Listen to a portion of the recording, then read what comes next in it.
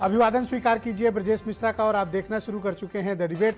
बहन भाइयों, कल हम चर्चा कर रहे थे कि राष्ट्रीय लोकदल कुछ भी कर सकता है, तो ऐसी चर्चाएं आ रही हैं और लगभग ऐसा संभव है कि अब बस कुछ ही वक्त की बात है या कुछ घंटे या एक आध दिन कि राष्ट्रीय लोकदल बीजेपी के साथ उत्तर प्रदेश में खड़ा होगा। मसला राष्ट्रीय लोकदल का बीजेपी के साथ जाने का नहीं है, मसला ये है कि इंडिया अलायंस की लगातार पड़ रही दरार और इसकी टूट ये कहाँ जाकर रुकेगी और क्या उत्तर प्रदेश में बीजेपी को ये मुकाबला देने की जो बातें और दावे चल रहे थे उसमें ये दोहरा झटका है। क्या इंडिया अलायंस आरएलडी के जाने को उत्तर प्रदेश में पॉलिटिकली अफोर्ड कर पाएगा या नहीं कर पाएगा, आज चर्चा हम इस विषय पर करने वाले हैं। बहनों भाइयों, चुनाव को अब बस कुछ थोड़ा वक्त जब शेष है, उस वक्त इंडिया अलायंस का सबसे वफादार पुराना अलाई और समाजवादी पार्टी का सबसे खास दल राष्ट्रीय लोकदल उसका साथ छोड़कर जा रहा है। बहन भाइयों, ये लगभग तय है, बस इसकी घोषणा बाकी है, औपचारिक अनाउंसमेंट बाकी है, वो कभी भी हो सकता है। राष्ट्रीय लोकदल का व्यवहार और आचरण में भी पिछले 24 घंटे में बड़े परिवर्तन आए हैं। लोकदल जब खुद को बदल रहा है और बीजेपी के साथ वैचारिक तौर पर खड़ा होने जा रहा है, तो उसके उन मुद्दों का, राजनीतिक धरातल का, उनके अपने समाज का और जिस विचारों की वो राजनीति करते हैं वो राजनीति कहाँ पर खड़ी होगी। मैंने पूर्व के भी डिबेट्स में आपसे कई बार कहा है कि राजनीति में अपने इंटरेस्ट सबसे महत्वपूर्ण चीज़ होती है, विचार उसके बाद होता है। जिस पॉलिटिकल पार्टी का जिसके साथ इंटरेस्ट मैच करेगा वो उसके साथ जाएंगे, अगर उनके पास वफादार लॉयल वोट बैंक है वो उनके साथ मूव करेगा। ऐसे तमाम उदाहरणों से देश भरा हुआ है। अगर जयंत चौधरी ऐसा कर रहे हैं तो कोई पहले व्यक्ति नहीं होंगे जो ऐसा करेंगे कि वो वैचारिक रूप से बदलकर बीजेपी के साथ जाएं। उनकी पार्टी का और उनकी फैमिली बैकग्राउंड में भी बीजेपी के साथ रहे हैं लोग, उनकी पार्टी ने बीजेपी के साथ दिया, मिनिस्टर भी रहे हैं।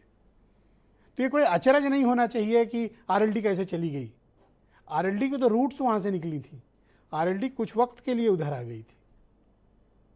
लेकिन बहनों भाइयों, किसान आंदोलन ने आरएलडी की राजनीति में बड़े बदलाव किए। लेकिन अब 2022 की में जो प्रोजेक्शन हुआ था और जो रियलाइजेशन हुआ, इन दोनों में ज़मीन आसमान का अंतर था। राष्ट्रीय लोकदल के पास बची सिर्फ 9 सीटें जीत कर वो आ पाए। उम्मीद थी कि 38 सीटों पर चुनाव लड़े थे तो उम्मीद थी कि बड़ी सफलता हासिल करेंगे। 2019 में 3 सीटें पार्लियामेंट की लड़ने को मिली, तीनों हार गए, बागपत, मुजफ्फरनगर, मथुरा। अब इस पार्टी के पास अपने वजूद को मजबूत करने का वक्त है। तो इनका वजूद मजबूत कहाँ से होगा? इंडिया अलायंस के प्रति जो इस वक्त का माहौल है, ऐसा जयंत चौधरी को लगा होगा, उनकी पार्टी के नेताओं को लगा होगा कि शायद इंडिया अलायंस के साथ जाएंगे तो भविष्य उज्जवल नहीं है। इसलिए अगर बीजेपी के साथ जाएंगे कम मिलेगा, लेकिन जो मिलेगा सॉलिड मिलेगा, अपना मिलेगा। जयंत चौधरी भले ये कहते थे कि चवन्नी नहीं हूं जो पलट जाऊं, लेकिन वक्त ने शायद उनको पलटने के लिए मजबूर कर दिया और जयंत चौधरी का जाना लगभग तय है। तब जब समाजवादी पार्टी ये कह रही है कि नहीं वो बहुत पढ़े लिखे हैं, किसानों के मुद्दे जानते हैं, वो नहीं जाएंगे, लेकिन ऐसा प्रतीत होता है कि जयंत जा रहे हैं। जयंत जाते हैं तो ये बीजेपी के लिए पश्चिम में एक बड़ा किला फतह कर लेने जैसा है। जयंत चौधरी और उनकी पार्टी पश्चिम उत्तर प्रदेश की एक ताकतवर पार्टी है, इसमें कोई दो राय नहीं। तमाम विपरीत झंझावतों में भी, तमाम विपरीत माहौल के बावजूद भी राष्ट्रीय लोकदल अपना राजनीतिक वजूद को लेकर हमेशा खड़ा रहा है। भले ही एक विधायक आए हों, लेकिन मैदान नहीं छोड़ा। इसलिए बीजेपी को लगता है कि उसे पश्चिम से अगर कोई चुनौती दे सकता है जो समाजवादी पार्टी के साथ खड़ा है सहयोगी दल, तो राष्ट्रीय लोकदल है।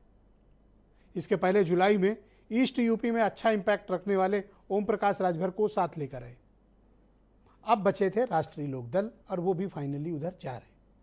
अब चुनाव में इंडिया अलायंस में बचे 2 दल, समाजवादी पार्टी और कांग्रेस, और उनके बीच भी मनमुटाव है। ऐसे हालात के बीच बिखरा हुआ विपक्ष क्या बीजेपी को चुनौती दे पाएगा? आज चर्चा इसी विषय पर, कुछ स्टेटमेंट सुने आप। एनडीए का हिस्सा कौन बनेगा, कौन नहीं बनेगा, कौन दल हमारे साथ आएंगे, कौन नहीं आएंगे, ये केंद्रीय पार्टी तय करती है। तो माननीय राष्ट्रीय अध्यक्ष जी के नेतृत्व में ये तय होना है। ये देखिए, भारतीय जनता पार्टी के द्वारा मीडिया के माध्यम से भ्रमित किया जा रहा है।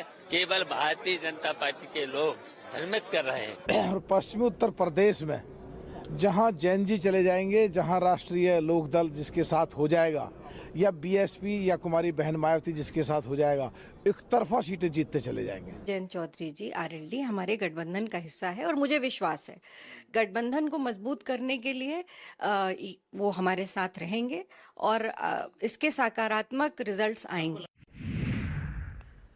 बहनों भाइयों, आज की परिचर्चा को आगे बढ़ाएंगे। भारतीय जनता पार्टी से आलोक अवस्थी हमारे साथ मौजूद हैं, ब्रजेश शुक्ला जी जाने माने पत्रकार हैं, राजीव राय समाजवादी पार्टी के राष्ट्रीय प्रवक्ता हैं, डॉक्टर मनीष हिंदवी उत्तर प्रदेश में कांग्रेस कमेटी के प्रवक्ता, रोहित अग्रवाल राष्ट्रीय लोकदल से हैं और आसिम वकार एमआईएम के राष्ट्रीय प्रवक्ता, वीरेंद्र सिंह जी हमारे स्टेट हेड।